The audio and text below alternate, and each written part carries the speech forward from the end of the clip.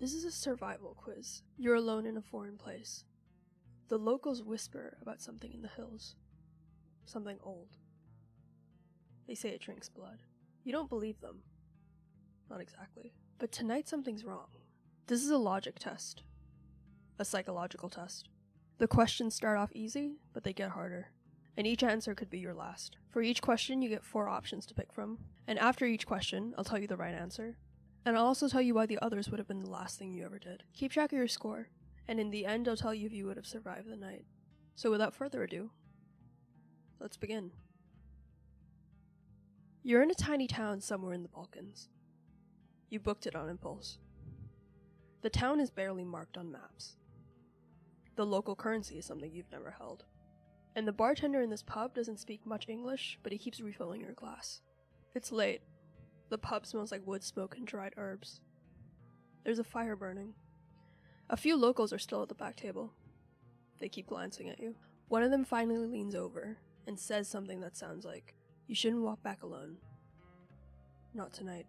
You ask him what he means. He gestures to the window and says one word in broken English. Nosferatu. The table behind him laughs. How do you respond? Option A, laugh with them. Maybe it's a local joke. Option B, ask if something happened recently. Option C, say, "I don't believe in that stuff."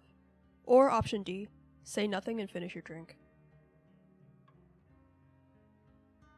So the correct answer here is option B, ask if something happened recently. So the reason this is the right answer is because here you're not dismissing him. You're gathering information without feeding the myth or challenging it. And survival often starts with listening, especially when you're the foreigner without any cultural context here. Option A, laughing with the crowd, is not the best answer here because it alienates the speaker. They might shut down or play it off and you've lost a source. Option C, saying you don't believe in that stuff, draws a firm line in the sand and you've now made it personal. If they were trying to warn you, they'll back off. And option D, going silent, ends the entire interaction. Information withheld now might cost you later. The man narrows his eyes. He speaks carefully, like he's trying to remember the right words. They come if you are soft, if you say yes too easy, if you listen and you should close your ears. You ask, how do you stop them? He looks at the candle and at the table, and then back at you. You don't, but you can delay. He lifts his hand and he pinches the flame out between 2 fingers. They ask you small things first, just small. Can I come closer? Do you hear me? Will you look at me? It's not always the door. And he leans closer. You don't say yes. You don't say no. You don't say anything at all. Someone behind him scoffs. It's one of the older men at the back table. Ignore him. This one still believes the old wives' tales. The bartender doesn't look back. He's staring at you. They came last week. A girl was found. She was still standing when they found her. Still warm. No blood inside. Like something had hollowed her out and walked away. As you stand to leave, the bartender slides something across the bar. A small metal charm and a string. It looks handmade. Rusted. Ancient. He doesn't look at you when he speaks. Protection. What do? Option A, put it on immediately. Option B, refuse politely. You don't believe in that stuff. Option C, take it, then ask what it's made of and what it does. Or option D, leave it on the counter and walk out without acknowledging it. So the correct answer here is option C, take it, and then ask what it's made of and what it does. So the reason this is the right answer is because here you're signaling respect and you're gathering information. You're neither dismissing nor blindly accepting it, and that maximizes safety and intel. Option A, blindly putting it on, is the wrong answer because you have no idea what this is, and if wearing it marks you, binds you, or even attracts the thing that you're trying to repel here. Option B, dismissing the offer out loud, is also the wrong answer because this signals ignorance and arrogance in a dangerous and unfamiliar environment. And option D, walking out without acknowledging it, is the worst of both option A and option B. You've both ignored local protection and you've potentially insulted someone who might be your only ally. You pick up the charm. It's heavier than you expected. You don't put it on. Instead, you ask, "What's it made of?" The bartender pauses. He leans forward slightly, and his voice lowers. Iron from a grave fence. And then he taps the string. Thread from a shroud. He looks at you for a long time. You don't wear it to look strong. You wear it to be overlooked. Don't let them hear you say their name. And never, never speak to them first. The candle on the bar flicks sideways, like someone walked past. But no one did. Outside, the night is colder than it should be. You check your phone. No signal. The road home is darker than you remember. One street lamp flickers ahead. Time to walk. The real quiz has officially begun. You step out into the cold. The charm is warm in your pocket. The night smells like whetstone. You've been walking for nearly 15 minutes now, uphill, away from the bar. No shops open, no cars, no sound except for your own footsteps. Up ahead, beneath a flickering street lamp, you see a figure. They're standing still, head tilted down, half in shadow. Not approaching, not retreating, just waiting. What do you do? Option A, keep walking toward them, confidently, like you belong here. Option B, cross the street and pass at a distance without making eye contact. Option C, turn off into a narrow side path to avoid them completely. Or option D, call out, "Are you okay?" So the correct answer here is option B, cross the street and pass at a distance without making eye contact. So the reason this is the right answer here is because you're avoiding direct confrontation without showcasing your fear. You don't engage, you don't escalate, but you also don't turn your back on them. You stay in the open where you can be seen, and where they can also be seen. Option A, approaching confidently, is the wrong choice because approaching confidently is still approaching, and it assumes you understand the threat level, and you don't. Confidence won't necessarily stop a predator. It just gets you closer to their reach. Option C, ducking into a side path, is also the wrong answer because this gives up the only light source that you have, and you're trading visibility for panic here, and creating a choke point where you can't be seen or helped. Option D, calling out, is also risky because here you're establishing contact, inviting a response, and giving away your emotional state. Worst case, you're telling them that you notice them, and that you're also alone.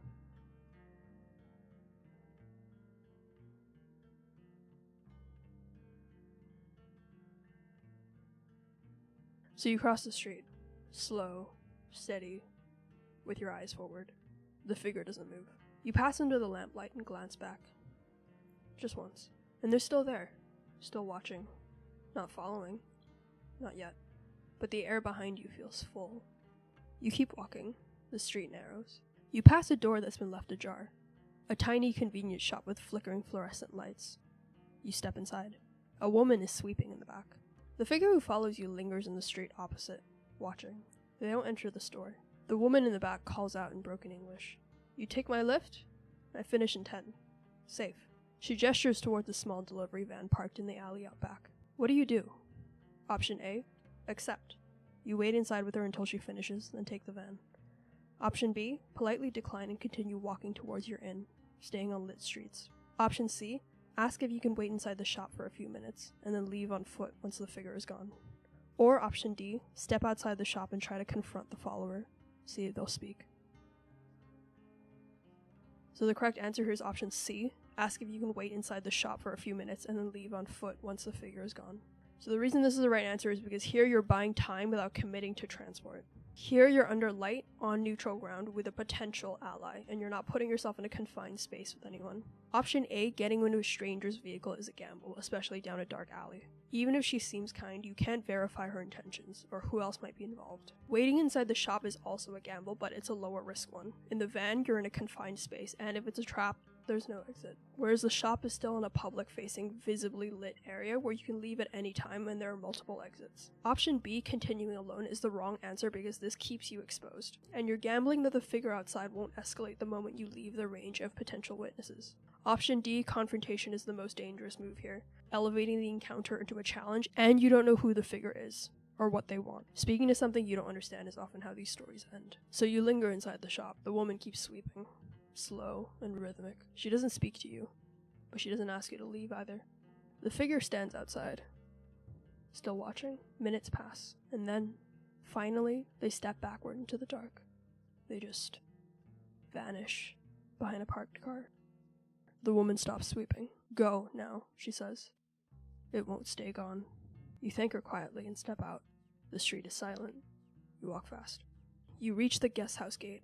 You step through, and you're about to feel relief until you see it. The figure is back, 20 feet behind you, just beyond the outer lamp. Then, they speak, voice low, like breath on glass. I'm so cold. Please, only a minute. Your charm is warm in your pocket. Across the street, a window flickers with a faint glow of the television. A cat watches from the garden wall. What do? Option A, crack the gate just enough to shine your phone flashlight outside, without stepping out. Option B, step inside, lock the gate, and call the host quietly. Option C, open the gate and offer to bring them a blanket. Test their reaction. Or option D, pretend you can't hear them and go straight inside without looking back. So the correct answer here is option B, step inside, lock the gate, and call the host quietly. So the reason this is the right answer is because here, this is barrier control. Don't trade your physical threshold for a moral test. The correct move here preserves your strongest defensive asset, which is the locked gate. Calling the host quietly will also record your situation and possibly produce a local authority figure, or at least flags the interaction. Option A, cracking the gate and shining the light, is the wrong answer because any opening here is leverage. A small light leak shows that you're present and reactive, and it might also reveal your silhouette, which might leave you vulnerable. Option C, offering a blanket, is also the wrong answer because you just invited proximity and possibly rewarded a manipulative plea. Even if it's genuine, you have no idea whether the person is alone or if they're baiting you, and you have to prioritize your safety here. Option D, rushing inside and not looking back, isn't the wrong answer per se, but it's not as good as option B. That's because the outcome here is identical, but option D misses the communication step. The host call matters because it creates a record and may add someone who can vouch for you or check outside. You're inside now. The door is locked. The hallway is dim. The air inside feels warm and too still. You listen for footsteps. You don't hear any, but the charm in your pocket is hot. You reach the stairs to your room. Then, a knock. Not at the front door, but the back one. You freeze. Then, a voice, low and calm. It's the guest house owner. We saw someone outside. Just checking that you made it in okay. It sounds like the same voice from earlier, but quieter, slower. How do you respond? Option A, call out from the stairs. I'm okay, thank you. Option B, say nothing. Stay out of sight and wait for a follow-up knock. Option C, walk to the back door and check the peephole. Or option D, text the host if you can get signal and ask if he sent someone. So the correct answer is option D, text the host and verify. So the reason this is the right answer is because verification is everything. If you're unsure, don't guess. Cross-reference. Even with no bars, messages can sometimes go through when calls won't. If someone is impersonating your host, the text exposes the lie. Option A, calling out, is the wrong answer because this gives confirmation that you're home, you're alone, and you're reactive. Option B, saying nothing, is not the best answer because even though silence alone can work, here you fail to verify, so you're gambling on your safety. And option C, looking through a peephole, isn't inherently wrong. In an urban environment with hallway lights, neighbors, and security systems, this can be smart. But here they're a gamble because you're in a rural guest house, it's late, the hallway is dim, and there's no street light backup, no door camera, and no sound insulation. The figure outside is silent, unnaturally so. And if you press your eye to the glass, you might be gathering intel, but you're also giving it, the thing outside, your breath, your silhouette, and also your location. And if they're already covering the peephole, then you've gained nothing, and you've also just let them know you're home and afraid. You text the host. Someone just knocked. Did you send someone to check on me? There's no reply. You stay quiet. You don't call out. You don't open the door. You wait. 5 long minutes. Finally. No one should be there. You lock the door. Move upstairs. As you reach your room, the charm around your neck suddenly pulses. A sharp heat, like it's reacting to something. Through the window, you can see a figure standing across the road. Not moving. You can't tell if it's the same one. What do? Option A, close the blinds slowly. Control what they see. Option B, keep the lights off and monitor them from the shadows. Option C, step into view just briefly and then vanish. Let them know you're not afraid. Or option D, shift away from the window and try to track them using the reflection in the glass. So the correct answer here is option B, keep the lights off and watch from the shadows. So the reason this is the right answer is because here you gain vision without also becoming a backlit silhouette, which is a known security principle in urban defense. You need to see how long they stay, if they move, and if they react. Option A, shutting the blinds immediately, is not the best answer because this immediately denies yourself intel. Fear wins here. Option C, stepping into view here, is also the wrong answer because it gives a predator or something worse everything they want. Confirmation that you're alone, you're awake, and you're aware of them. You've made it personal. And option D, using the reflection feels subtle, but movement of the window, even sideways, casts shifting shadows. And if they were testing your stillness, you've just failed. So you don't move. No lights, no blinds, no speaking. You stand there in the dark, watching them watch. The figure shifts, almost imperceptibly. Then, very slowly, it turns its head. Not toward you, toward the window of the house next door, the one with the TV glow. And then, it vanishes. Charm in your neck cools slightly. Only slightly. You exhale. And then, 3 light taps on your window. You're on the 2nd floor. There's no balcony, just glass. What do? Option A, speak softly through the wall. I'm calling police. Option B, approach the window with your phone flashlight. Option C, stay exactly where you are and count 60 seconds. Or option D, throw your charm against the window to test the reaction. So the correct answer here is option C, stay still and count 60 seconds. So the reason this is the right answer is because here, psychologically and tactically, you're in information denial mode. Do not react to lures or tests. Counting time helps you regulate your panic, it keeps your breathing slow, and it allows external movement patterns to surface. And it also tests them. How long will they wait? Option A, threatening to call the police, is the wrong answer because, again, speech and noise is broadcasting your location. Don't narrate, you're not in a movie. Option B, approaching with your flashlight, is also the wrong answer because light from inside and proximity shows your silhouette. You become the target. And another thing is that flashlights reflect off windows, so you're likely just going to see yourself, not the outside. And option D, throwing your charm, is the wrong answer because here you're sacrificing a potential resource for a pointless bluff. Supernatural or not, don't toss away tools unless you know it's a trap. Your phone lights up. Unknown number. You answer. A calm voice says your full name, first and last. And then, please open the door. We need to verify you're okay. This line is being monitored. We're with police dispatch. What do? Option A, say, what's your badge number and station? Option B, hang up. Text your host again. Option C, say nothing. Listen for mistakes in what they say. Or option D, say, I'm not home, and pretend you're somewhere else.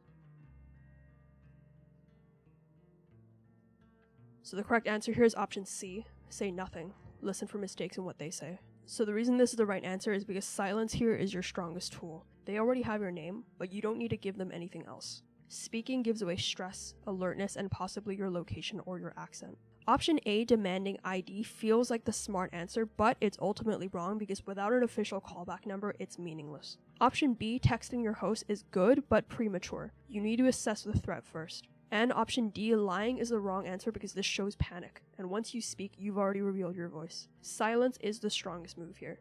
Let them keep talking. Real dispatchers have a structure. So you say nothing, and the voice keeps talking. Are you there? We just need visual confirmation. It pauses. You hear the faintest sound. Not breathing, not interference. Like a second voice. Whispering, just a half second too late. Echoing the same sentence. As if something was repeating the line, trying to copy the tone. You hang up. No one calls back. You're still in the guest house. The doors are locked. No one's gotten in. You've double-checked. But something isn't right. The silence is too complete. You pass by the hallway mirror, and something catches your eye. You pause. In the mirror, you are there, but only faintly, like your image is half erased. And then, for a split second, there's something else. A second reflection, not mirroring your movement. You blink, and it's gone. What do?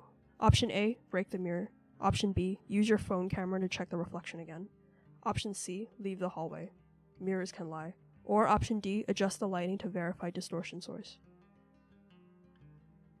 So the correct answer here is option D, adjust the lighting. So the reason this is the right answer is because optical distortions are common in dim or angled lighting, and fear warps interpretation. Before you assume supernatural influence, verify the reflection against real-world physics. Bad lighting, double-pane mirrors, or backlighting can distort even your own face. Always confirm before reacting. Option A, breaking the mirror, is the wrong answer because this reduces intel, it signals panic, and it just creates a hazard. Option B, using your phone camera, is also wrong because phone cameras just distort light differently, and it's not a useful test. Option C, walking away, is also not the best answer because this doesn't fix the uncertainty, it just delays it. So you adjust the lighting, and the mirror now shows your full reflection. Nothing strange, but your pulse hasn't slowed. And then, a vibration. Your phone. It's your host, finally calling back. You answer. Don't open the door, your host says quickly. No matter what you hear, it's not. The call cuts out. You barely have time to process before there's a knock. At the front door. Same voice. It's me. Sorry, phone died. Let me in? Same cadence, same tone, same man. But that's not possible. What do? Option A. Ask him what room number you're in. Option B. Ask him what you were wearing when you checked in. Option C. Wait for him to say something you didn't tell him. Or option D. Slide your phone under the door with a voice recorder on. So the correct answer here is option A. Ask what room number you're in. So the reason this is the right answer is because room number is fast, innocuous, and it's specific. Only the real host or someone who's watched you check in would know it. It's a classic confirmation test that sounds casual, but it reveals a lot of information. Option B, asking what clothes you were wearing, is not the best answer because this is a vague detail and it could easily be guessed. Option C, waiting, is also not the best option here because it puts you in a passive mode and time matters here. And option D, sliding your phone under the door, sounds clever, but it delays action and you need answers immediately. He gets the answer wrong. He says room 4. You're in room 7. You don't speak. You don't move. And eventually the voice stops. You back away from the door. That's when you smell it. The air inside is shifted, and there's a new scent in the guest room hallway. Wet soil. Iron. No open windows yet. You checked earlier. It wasn't here before. What do? Option A, check under the bed. Option B, check the closet. Option C, smell your charm. Or option D, open your suitcase to see if something was placed inside. So the correct answer here is option B, open your closet. So the reason this is the right answer is because in both real intrusions and folklore, closets are containment points for bodies, bags, traps, or things that don't belong. If someone is broken in, this is the most likely hiding space. And if the lore is true, that smell of damp soil isn't just rot. Some say that vampires carry the earth with them from their homeland. Option A, checking under the bed, is the wrong answer because under the bed checks require you to lower yourself, which is dangerous unless you know it's necessary. Option C, smelling your charm, is not the right answer because the charm heats when danger's near, you know this, but it doesn't speak. It doesn't tell you where or who, just that something's wrong. And option D, ripping open your suitcase, is not the best answer because this wastes time and it's not the logical origin point for the smell. The closet is empty, but the smell lingers, so you shut it, slowly. And then something calls you back to the mirror. You glance at it once more. You see yourself again. Fully this time. Then for a blink, 2 of you. And then it's just you again. What do? Option A, cover the mirror with a towel. Option B, take a photo of it. Option C, touch the glass. Or option D, pretend it didn't happen. So the correct answer here is option A, cover the mirror. So the reason this is the right answer is because mirrors are psychological vulnerabilities. Reflections that don't track are deeply destabilizing. In folklore, they're also believed to be entry points for spirits or uninvited presences. Covering the mirror is both symbolic and practical. It removes a trigger point and it resets the environmental control you have. Option B, taking a picture, is not the right answer because digital images distort more than they reveal. Option C, touching the mirror, is the wrong choice, and it's a classic trope for a reason. It gives them invitation. And option D, ignoring, is also the wrong choice because that's how people die in horror films, and you're not in one. You cover the mirror with a guest towel, and the room feels slightly better. And then you hear something. Low. From outside. A growl. You look at the window. 2 dogs are across the yard. One stares up at your window. The other is tense, ears flat. They don't bark. They don't blink. And then both bolt into the trees. What do? Option A, ignore it. Dogs are random. Option B, watch where they run. Option C, close the blinds. Or option D, move to a room without windows. So the correct answer here is option B, watch where the dogs run. So the reason this is the right answer is because animals react to what we can't sense. In both real-world encounters and supernatural lore, dogs and cats often alert first. Their direction of escape tells you where not to go, and maybe where it is going next. Option A, ignoring them, is wrong because here you're just ignoring a warning system. Option C, closing the blinds, is denial and blindness. You know something's going on. And option D, retreating to a blind room, is also wrong because this just removes all visibility. You watch the dogs. They didn't bark. They just ran. Away from the gate. Past your house. Like they were avoiding it. Or something near it. That means whatever scared them is close. It's watching. You move to the far room. Smaller, fewer windows, quieter, until it isn't. A noise inside the wall. Scraping. Wet, like something breathing through plaster. It moves an inch at a time. Closer. What do you do? Option A, knock back, test if it responds. Option B, turn off all lights and listen. Option C, bang hard, scare it away. Or option D, leave the room quietly and lock the door behind you.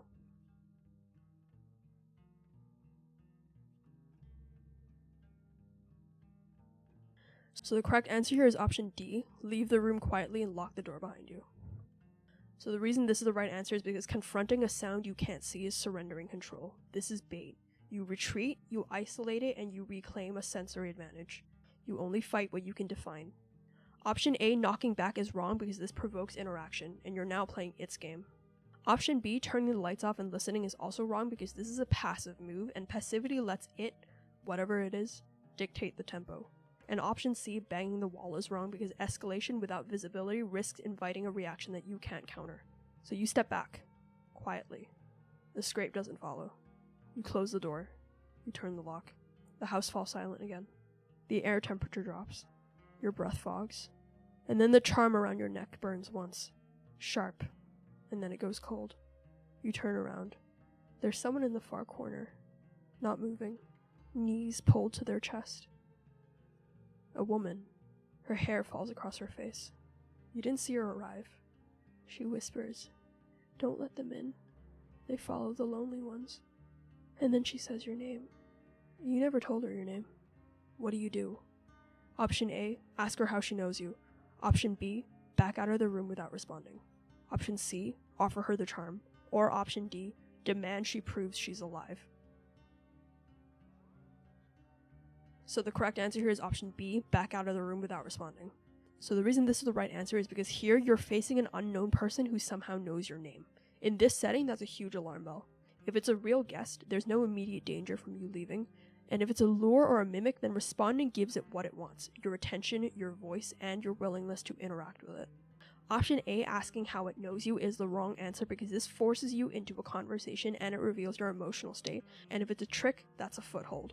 And option C, giving away your charm, means handing over your only protective tool to someone that you can't verify. And option D, demanding proof, is also not the best answer because here you're either number 1, traumatizing a real person, or number 2, if it's not real, it'll just mimic what you want to see or hear. Either way, you've still engaged. So you don't answer. You keep your eyes down and you step backward, slow and silent, out into the hallway.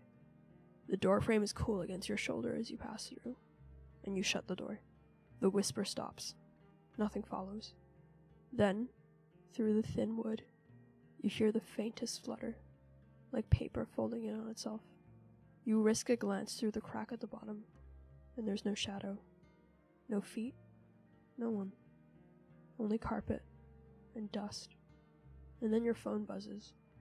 It's an unknown number, not international. Local area code. You answer. And the voice that answers back is yours. "You have to let me in. I'm still out here. They took my place." You don't remember speaking those words. You're holding the phone. You're sure it's real. What do you do? Option A, hang up and turn off the phone. Option B, say, "Where are you?" and wait for a location. Option C, put the phone on speaker and keep listening. Or option D, say, "I'm not home," and pretend you're somewhere else.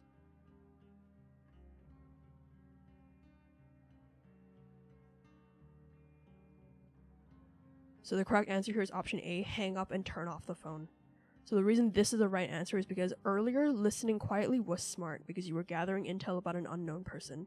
But here, this isn't a stranger trying to prove your identity. This is your own voice on the line, telling you things that you've never said. That's not information, that's intrusion.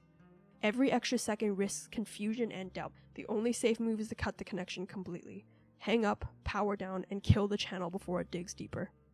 Option B, asking "Where are you?" is the wrong answer because here it accepts the premise. You've already believed it's real. And option C, putting it on speaker, doesn't protect you, and the voice still has your attention, and that's the foothold it needs. And option D, pretending you're not home, still means that you're talking, and once you've engaged, you've already lost ground. You shut the phone off. The screen stays black. No signal now, anyway. and the house is silent. Too silent. And then, a faint sound in the hallway. Slow footsteps. The figure doesn't knock now. It scratches. Long drags of nail across the wood. The frame groans. The lock trembles. You can hear voices now. Not one, several. Whispering your name from different directions. The front, the back, even the roof. Your clock reads 5:41 a.m. Dawn is close, but not here. You have to choose. Option A, bolt through the back exit. Option B, move upstairs to put more barriers between you and them. Option D, confront the door, brace it with your body in the charm. Or option D, open a window upstairs and call for help.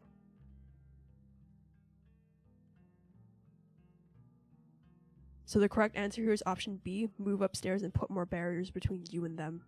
So the reason this is the right answer is because if the house is being pressured from multiple sides, then the safest option is to retreat vertically. Moving upstairs adds distance, doors, and positions you where the dawn's light will strike first through the windows. And here you're buying yourself a couple more minutes, and that's enough. You hope it's enough. Option A, running outside, is the wrong answer because you're stepping into their ground, and open terrain at night is certain exposure. And option C, bracing the door, is also the wrong answer because while this feels brave, it pins you to a single barrier, and if it breaks, there's no fallback. And option D, yelling for help, is also not the best answer because this confirms your location, it wastes time, and it assumes humans are near you at 5 a.m. So you climb the stairs, 2 at a time. The voices rise behind you, scraping, rattling, and then they fall silent. You bar the upper door. The first shaft of light cuts across the floorboards. When you risk a glance through the window, the street is empty. The house is silent now. No whispers, no scratching. Just the groan of old beams under the first light. Your clock reads 6:02 a.m. The sky is pale blue. You step carefully to the window. The street is empty. The figure is gone. On the floor by the door, you see it. The charm, snapped cleanly in half. You survive the night. Or maybe you were let go. So that wraps up the last of the questions, and hopefully you made it. And hopefully you were also keeping track of how many answers you got correct, because now I'm going to tell you what your score means. So if you scored between 0 and 6 points, you didn't make it. You didn't just get hunted, you invited it in. Every wrong answer was a door left open, and you left too many. By the time the sun rose, it wasn't looking for you anymore. If you scored between 7 to 10 points, then you survived, but just through the skin of your teeth. You lasted until dawn, but only because the night lost interest. You're alive, but you're shaken, you're traumatized, and you're scarred. Next time, you won't get the luxury of mistakes. If you scored between 11 to 14 points and you survived, but something followed you home. You made enough good choices to see daylight, but you missed something. A window left ajar, a word spoken when silence was safer. And now the figure knows you. Survival is temporary, but getting their attention is permanent. And finally, if you scored between 15 to 17 points, then you survived completely unmarked. You read the signs, you didn't hesitate, you shut every door, you killed every channel, and you gave nothing away. When dawn came, it found you whole.